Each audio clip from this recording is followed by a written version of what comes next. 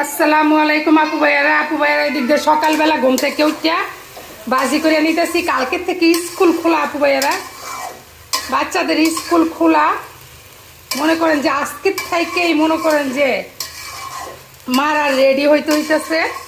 এদিক দিয়ে আলু ভাজি করতেছি, একদম মশমশা করে আলু ভাজিটা করবো। এই কারণে ডাইখা দিই না, ডাইখা দিলে সিদ্ধ হয়ে যায় কিন্তু মশমশা হয় না। আর এদিক দিয়ে রুটির পানি বসাই দিচ্ছি, এই দিক দিয়ে আটা রেডি করে রাখছি। এই দিক দিয়ে কি করছি দেন আপনারা, কুচু চিংড়ি আছে না, ভিজায় রাখছি, এটি দিয়ে কোফতা করব। এই যে একবারে কুচু কুচু চিংড়ি, এটি রে ভালো করে ক্লিন করতে হইব। অনেক কিছু আছে, এটি ফালাইয়া মালাইয়া ধুইয়া অনেকগুলো ভিজেছি তো, এটি ভালো করে ধুইয়া আগে রুটিটা বানাই নেই।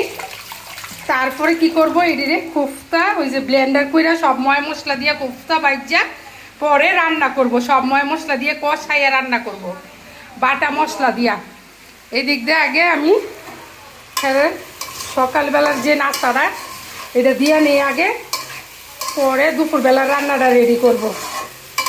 এই সে আপনাদের আপুর কাজ বুঝছেন, স্কুল খুললে আর বেশি কাজে ব্যস্ত।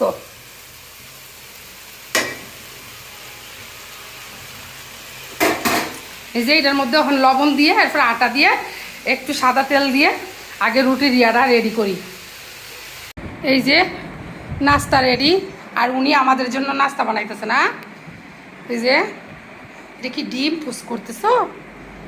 আচ্ছা, এই দিক দিয়ে গরম গরম রুটি আলু ভাজি কয়েক মিনিটে বানাইতে হইছে উনার জন্য। এই আব্বাজান যে এত রাগি না, চুলগুলা দেখে বুঝেন না কি অবস্থা যে করে। অনেক রাগি, অনেক রাগি। মনে করেন যে কয়েক মিনিটে আলু ভাজি করছি, আর আগে ডাল ছিল একটু, এটা দিলাম। আর এই যে গরম গরম রুটি দিচ্ছি। এখন কি করবো, আর ডিম, এই যে ডিম লাগবো, ডিম পুষ করে নিয়ে আইতেছি। ঠিক আছে, ওই দিক দিয়ে চুলায় সাইবার বলছি যে সাইবার রুটি বাজো আর ডিম পুষ করো। সাবাব ডিম পুষ আনছো, সাবিহার দি দাও নাই, নিজেরটা নিজে না খাই লিতেছে, কিন্তু সাবিহার দেওয়া উচিত না তোমার। হ্যাঁ, এই যে দেখি হাত কান দাও। এই যে দেখছেন সবাই পেটে সবাই পে নিয়ে আইসে কিসে। আরে খাক না, দেখছেন নি দিদির কি কথা। এদিক দিয়ে রুটি বানানো শেষ, ভাজি করা শেষ। এই রুটিটা এটার মধ্যে রাখছি একটু মশমশা করার লাগে। এই যে সাইবার ডিম পুষ করলাম, সাইবার লাগে সাবিহার লাগে করলাম, একটু গোলমরিচের গুঁড়া দিছি যে, আর একটু নিমক দিছি, দিয়ে একদম পুষ করে নিছি। আর মশমশা পুষ না হইলে খাইতেছে না।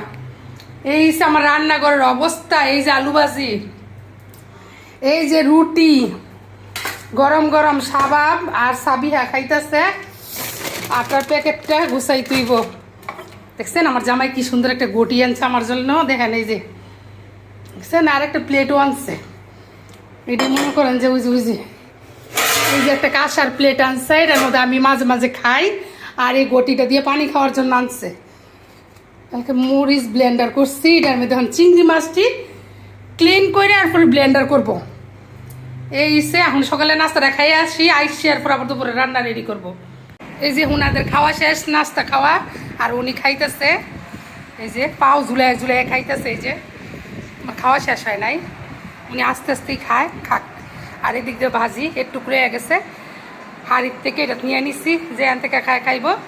আর একটু রয়ে গেছে। এদিক দিয়ে আমি কফিটা রেডি করতেছি, একটু কফি খাবো।